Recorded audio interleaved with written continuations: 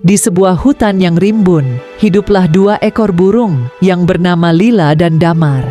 Mereka bertemu di atas cabang pohon yang sama di tepi hutan. Lila terpesona oleh kecantikan suara Damar saat ia bernyanyi di bawah sinar matahari. Damar juga tak bisa mengalihkan pandangannya dari keanggunan Lila yang menari-nari di udara. Mereka saling jatuh cinta pada pandangan pertama.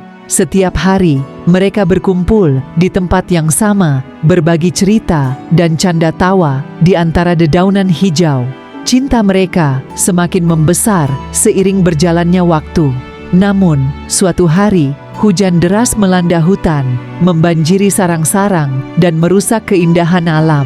Damar terpisah dari Lila karena terbawa arus banjir. Lila yang putus asa dan penuh kecemasan mencari Damar tanpa henti.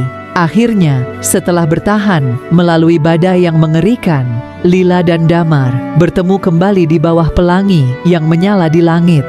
Mereka saling berpelukan erat, tak ingin melepaskan satu sama lain lagi. Dari situlah mereka belajar bahwa cinta sejati akan selalu menemukan jalan kembali, meskipun badai melanda dan rintangan menghadang.